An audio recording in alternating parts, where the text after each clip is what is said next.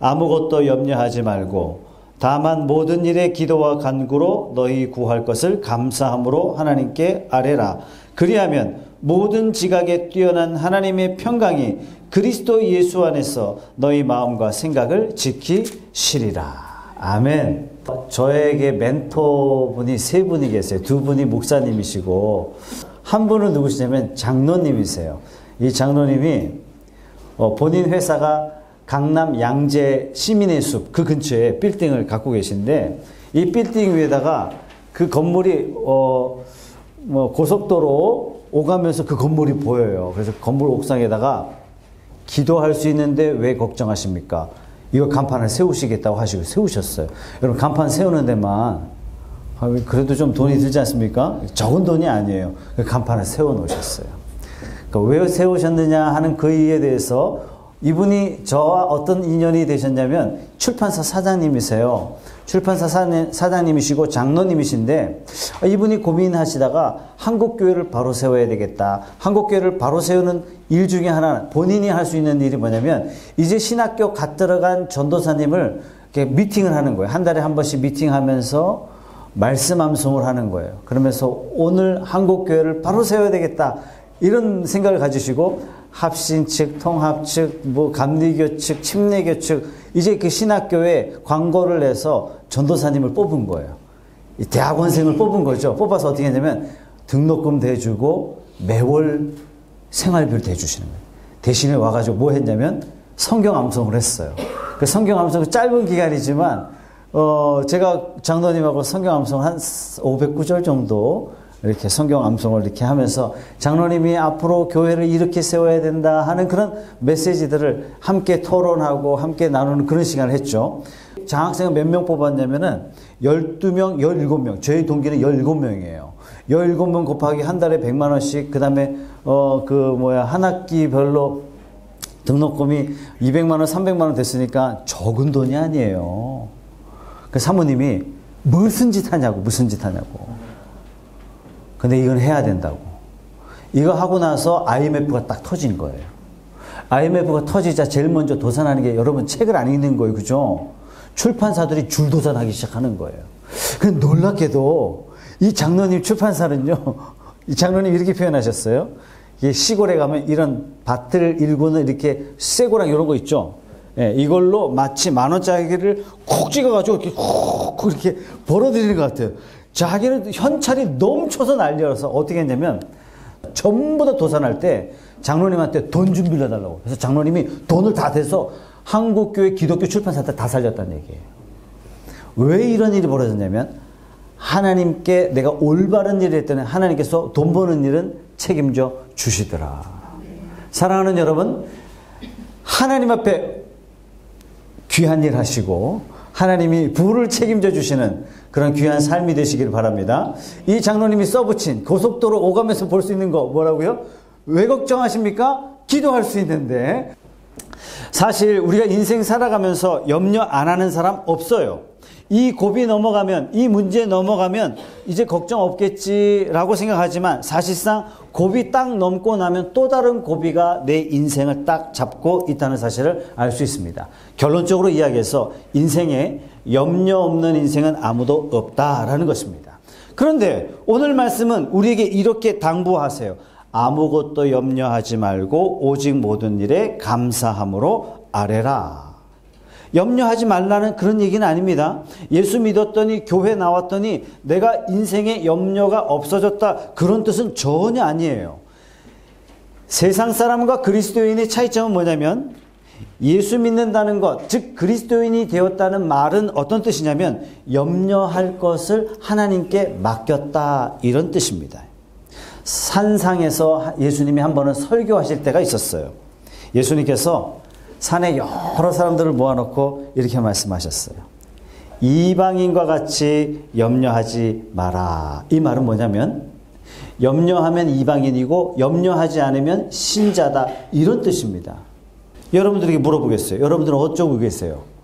교회는 나왔지만 이방인처럼 살고 계신 건 아닙니까 혹시? 자, 다른 표현으로 이야기하자면 염려거리를 맡겨서 염려하지 않는다 이 말은 다른 표현으로 하나님께 기도한다 이런 뜻입니다.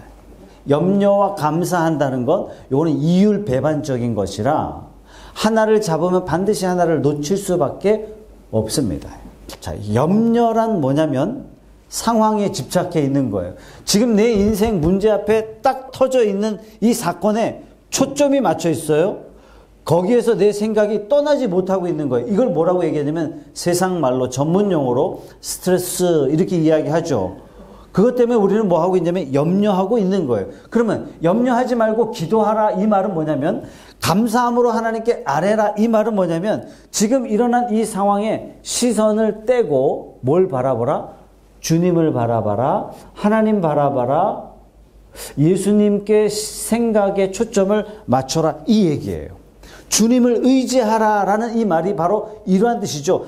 당장 일어난 사건을 자꾸 쳐다보고 있으면 갈등하고 염려하고 걱정하고 갈등하고 염려하고 걱정하고 그러는데 이거 어떤 믿음으로 보란 얘기죠. 일어난 사건을 통하여 이루실 앞으로 될 일을 믿음으로 바라봐라 이 뜻이에요.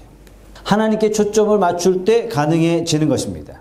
기도는 뭐냐면 내 손에 무거운 짐을 하나님께 턱 맡겨드리는 거예요. 이걸 기도라고 이야기하는 것입니다. 염려 때문에 하나님 앞에 나아가요. 염려가 생겼어요. 걱정거리가 생겼어요. 아하, 이거 기도해야 되겠구나. 요렇게 하면요.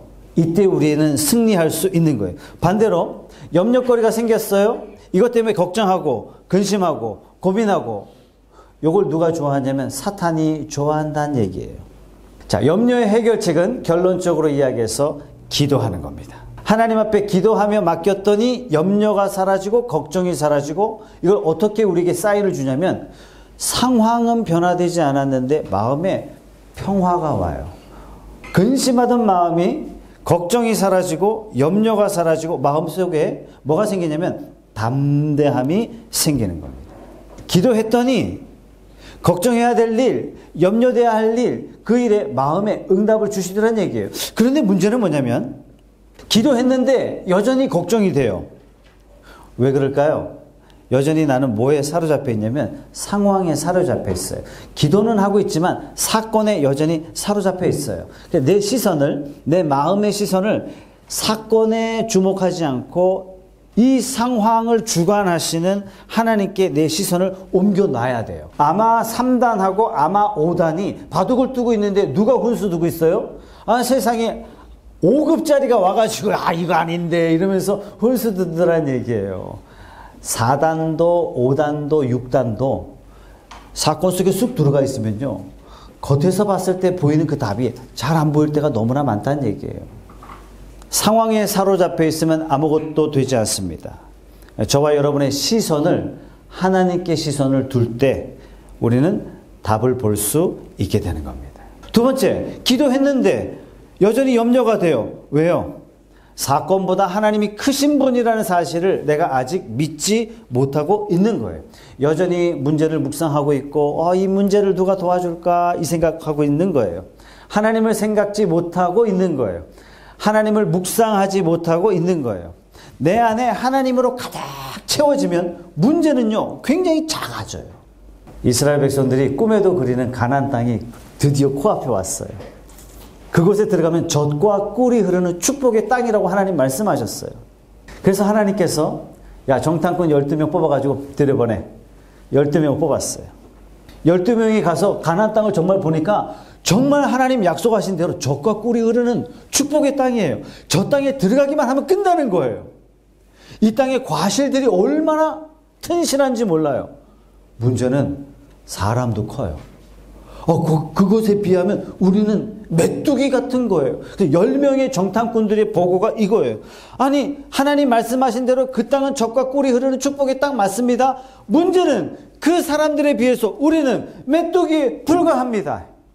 12명 중에 2명의 보고는 이래요. 그게 사실이다.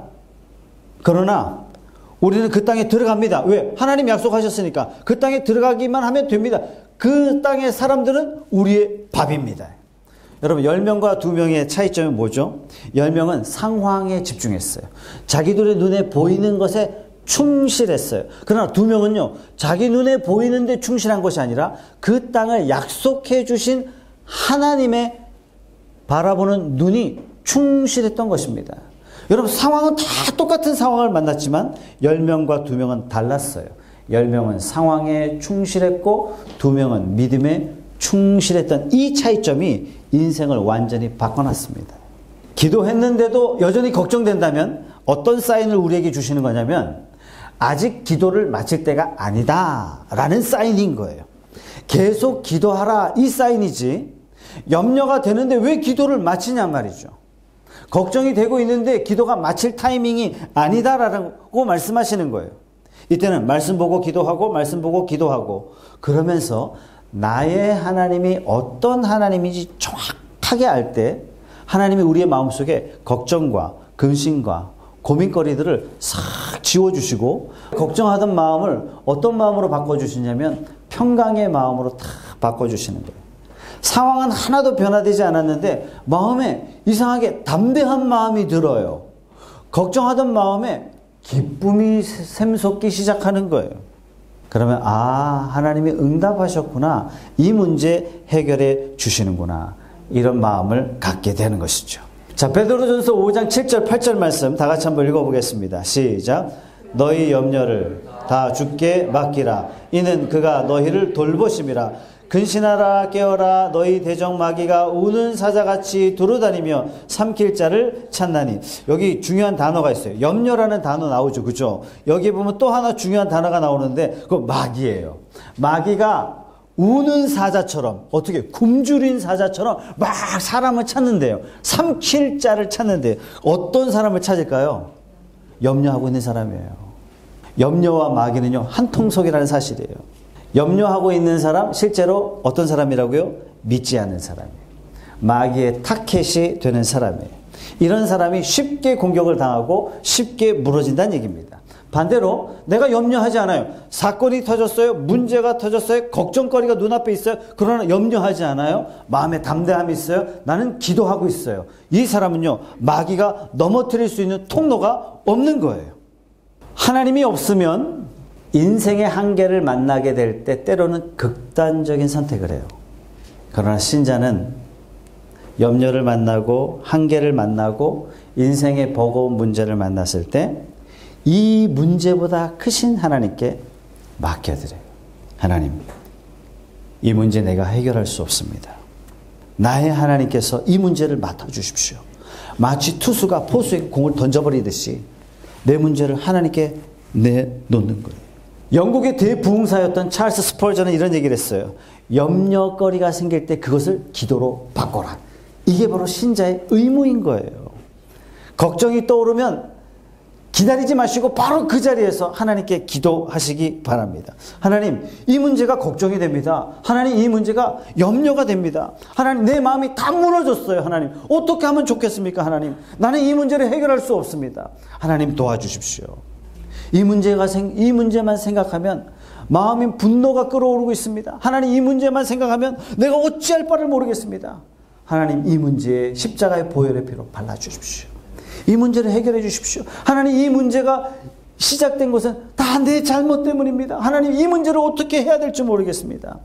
합력하여 선을 이루시는 하나님, 악을 선으로 바꾸시는 그 하나님께 이 문제를 맡겨드립니다. 하나님, 도와주십시오. 여러분, 마틴 루터는 이렇게 얘기했어요. 신자란, 좋은 신자는 어떤 신자예요? 하나님 앞에 그지같이 손을 내미는 사람이 이 진짜 좋은 신자래요. 모든 것 가지신 그 하나님께 하나님 도와주십시오, 도와주십시오, 도와주십시오. 이렇게 기도할 수 있는 신자가요, 진짜 좋은 신자예요. 여러분, 이런 해석이 과장된 해석인 줄 알지만 여러분들에게 감히 하겠습니다. 지금 나에게 위기가 터졌다. 지금 나에게 문제가 터졌다. 이 얘기는 뭐냐면 너 기도하라고 하나님께서 우리에게 문제를 주신 거예요. 이 문제는 기도하면 다 해결될 줄로 믿습니다. 그런데 나중에 기도해야지, 나중에 해야지, 그러면 안 돼요.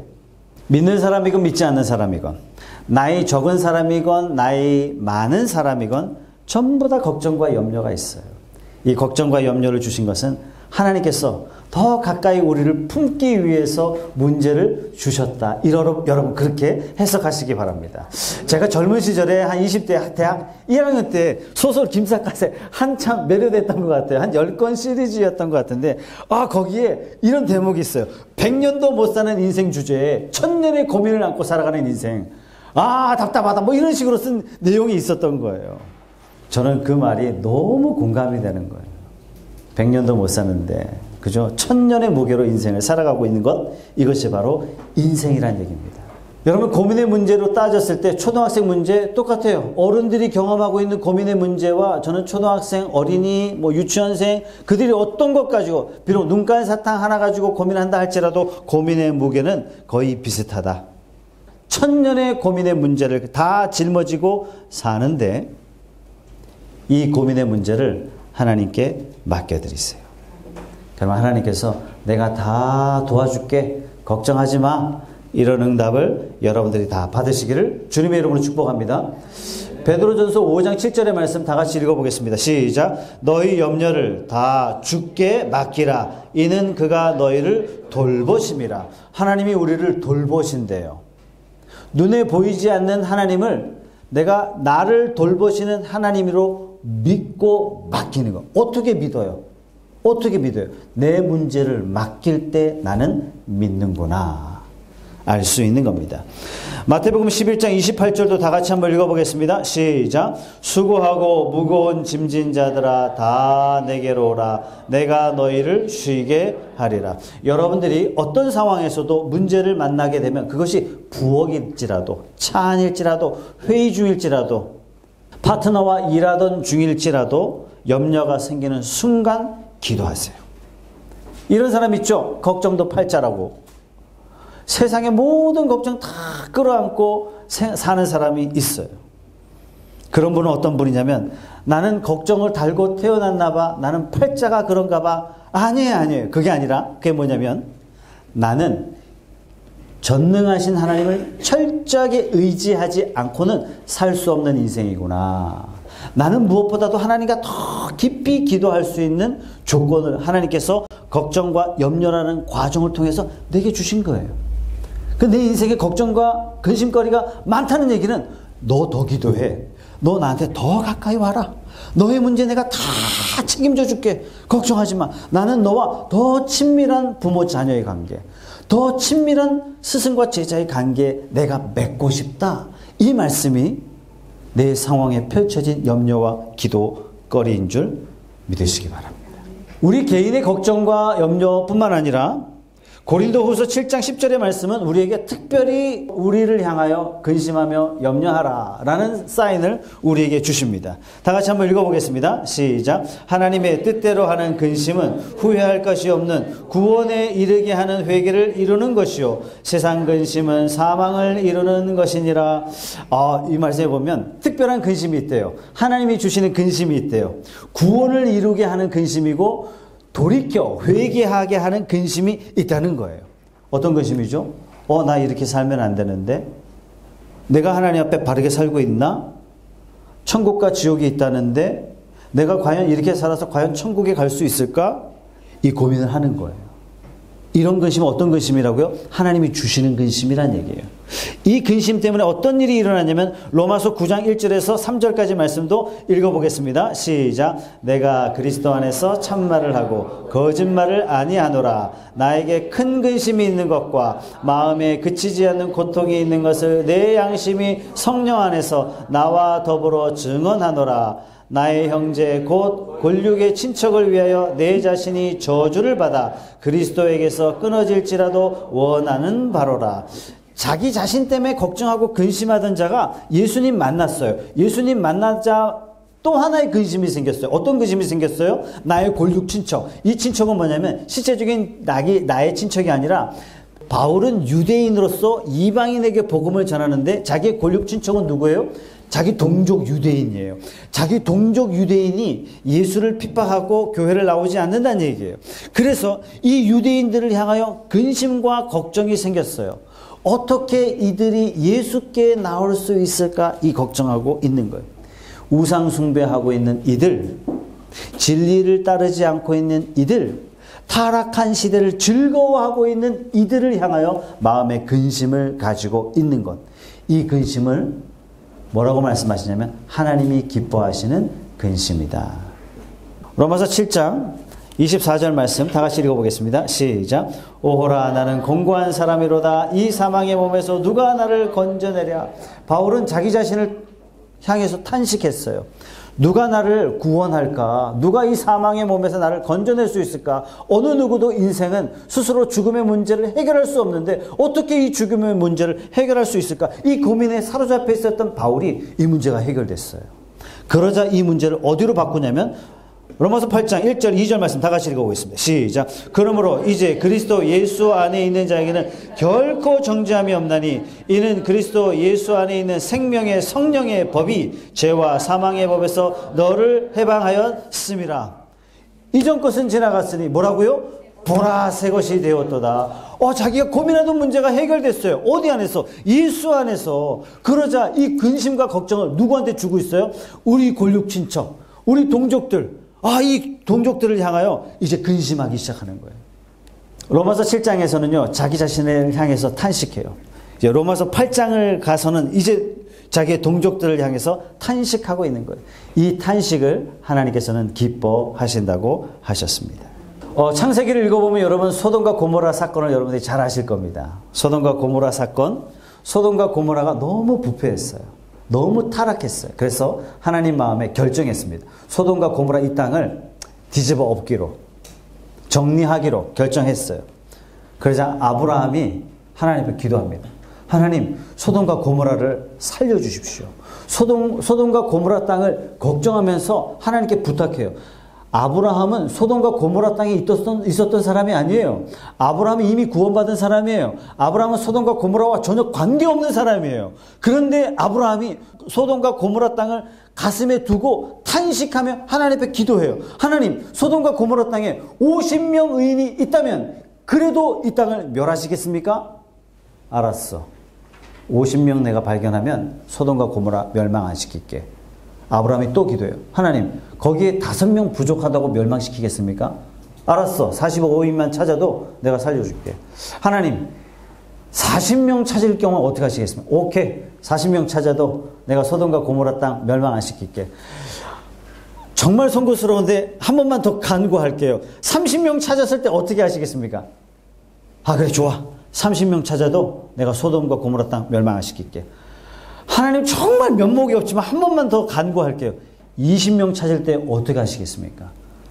오케이. 20명 찾아도 내가 멸망 안 시킬게. 한 번만 더 기도할게요. 의인 10명으로 인하여 멸망시키겠습니까? 알았다. 10명 때문에 내가 소돔과 고모라 멸망 안 시킬게. 여러분, 그 소돔과 고모라 땅에 10명이 없어서 유황불로 멸망을 당합니다.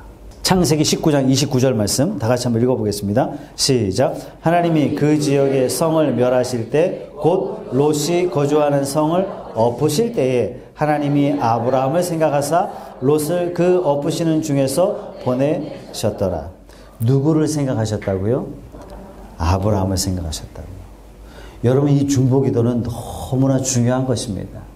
여러분들이 눈물을 흘리며 교회를 위해서 기도할 때, 여러분들이 눈물을 흘리며 자녀를 위해서 기도할 때, 여러분들이 눈물을 흘리며 우리 다음 세대를 위해서 기도할 때, 여러분들이 눈물로 이 나라를 위하여 기도하는 것, 하나님이 그 기도를 들으시고 응답해 주신다는 얘기예요. 마치 아브라함을 생각하사 구원하신 것처럼 여러분의 기도를 듣고 여러분을 생각하사 하나님께서 특별한 길을 마련해 주신다는 사실이에요. 여러분, 마가복음 2장에 보면 중풍병자가 예수님 옆에 치료받는 기적 같은 사건이 나옵니다. 어떻게 치료받죠? 지붕을 뚫고 들것이 쭉쭉쭉 내려와요. 그때 당시에 예수님 앞에 사람들이 많이 모였어요. 귀한 말씀을 들으려고, 귀한 기적을 보려고 수많은 사람들이 모였기 때문에 중풍병자, 들것을 든 4명의 친구가 예수님을 향해서 찾아갔어요. 찾아갔더니 세상에 사람들이 얼마나 많이 왔는지 몰라요. 더 이상 앞으로 나갈 수가 없었어요. 4명이 고민하기 시작합니다. 예수님만 만나면 내 친구 중풍병자는 벌떡 일어나 병으로부터 나음을 잃고 새로운 삶을 살 수 있을 텐데 어떻게 할까 고민하다가 이 중풍병자들 데리고 온 4명의 친구가요, 지붕 위로 올라가요. 기와장을 뜯어내기 시작해요. 그리고 들것에 줄을 매달아서 이 들것을 저절로 내립니다. 예수님이 설교하고 있는데 이 앞에서 들것이 내려오고 있는 거예요. 이 상황을 보시고 예수님이 하신 기가 막힌 말씀이 있어요. 뭐라고 말씀하세요? 너희들의 믿음을 보고. 여러분 놀랍게도 중풍병자의 믿음을 보고 치료하셨다는 얘기가 아니에요.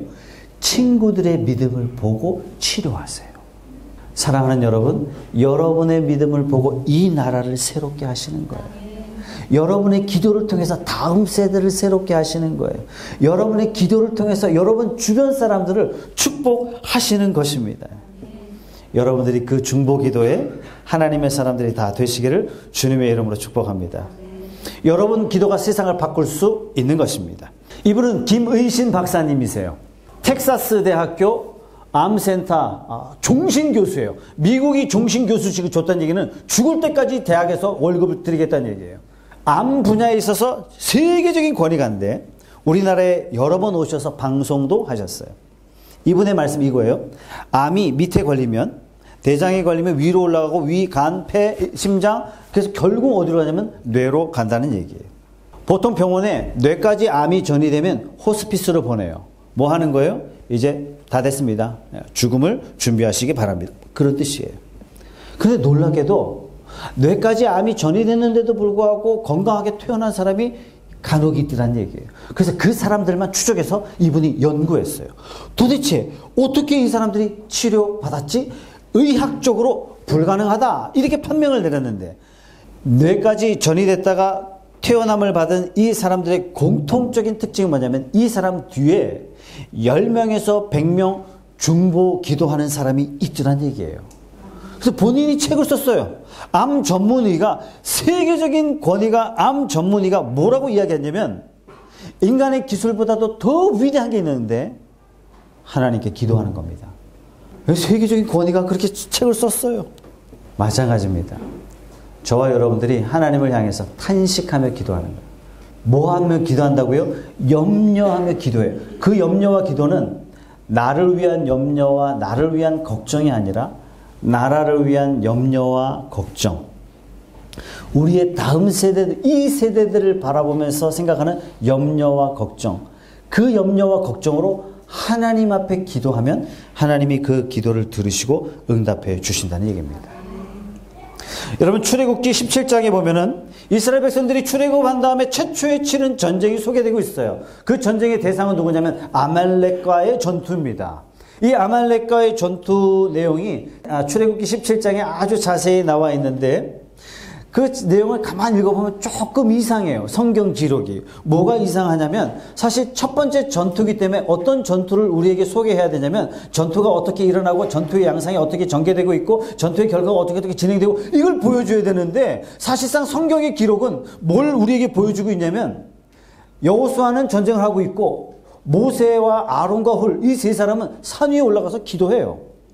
그래서 성경은 뭘 기록하고 있냐면 모세가 손을 올리면 전쟁에서 이기고 모세가 손을 내리면 전쟁에서 지고 올리면 이기고 피곤해서 내리면 지고 우리에게 무엇을 보여주고 있냐면 인생에 살아가는 데 있어서 모든 전쟁은 무엇에 의해서 결정되냐면 기도하는 손에 의해서 결정된다는 이 사건을 이걸 통해서 보여주시는 거예요.